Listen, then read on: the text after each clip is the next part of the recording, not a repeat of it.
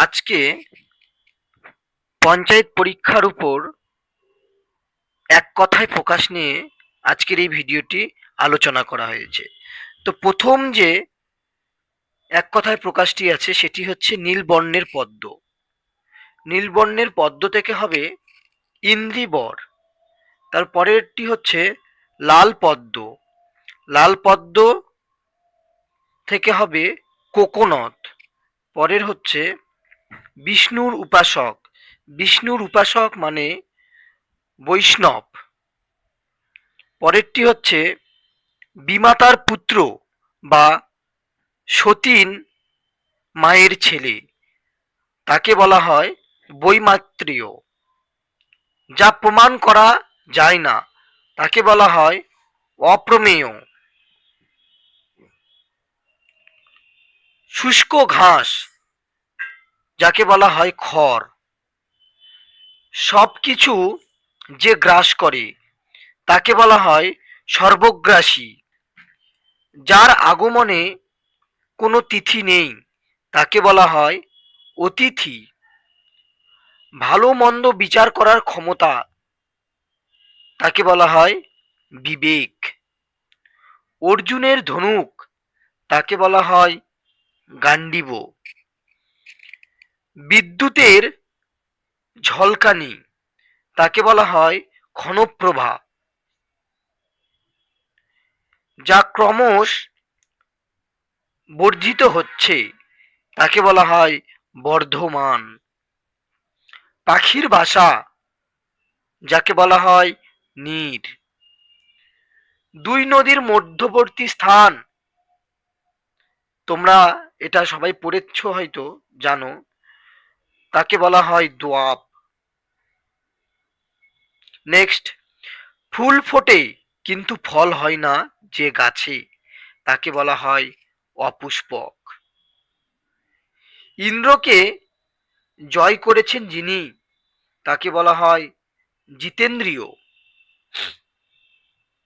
যা মাটি ভেদ করে ওঠে তাকে বলা হয় উদ্ভিদ। শিবের উপাসক যিনি তাকে বলা হয় শৈব। রাতের বেলায় বিচরণ করে যে তাকে বলা হয় নিশাচর। নতুন বর্ষার জল তাকে বলা হয় নবোদক। গৃহের অন্তর্ভাগ তাকে বলা হয় অন্তপুর। কুন্তির পুত্র যিনি তাকে বলা হয় কৌন্তেয়। কাদা মাখানো মানে পঙ্খিল। ইন্দ্রের হস্তি তাকে বলা হয় ঐরাবত। মুরার থাকার জায়গা তাকে বলা হয় আস্তাবল। বন থেকে উৎপন্ন তাকে বলা হয় বনজ। ধীরে চলে যে তাকে বলা হয় মন্দগামী। দেবতার পূজা করে যে তাকে বলা হয় পূজারী। ফুলের মধু যাকে বলা হয় মকরন্দ। যা উপর থেকে নিচে পতিত হচ্ছে তাকে বলা হয় অবরোহী। যা অনুভব করা যায় তাকে বলা হয় অনুমেয়। যা দিনের বেলায় ঘটে তাকে বলা হয় দিবাচর। যা বলা হয়েছে তাকে বলা হয় উক্ত। দিনের দায় সর্বশান্ত তাকে বলা হয় দেউলিয়া। অগ্রে জন্মগ্রহণ করেছে যে তাকে বলা হয় অগ্রজ। পশ্চাতে জন্মগ্রহণ করেছে যে তাকে বলা হয় অনুজ। এক বিষয়ে মন যার তাকে বলা হয় একাগ্র। জলের তরঙ্গ যাকে বলা হয় উর্মি। অন্য দেশ মানে দেশান্তর। ত্যাগের ইচ্ছা যাকে বলা হয় এক কথায় জিহাসা।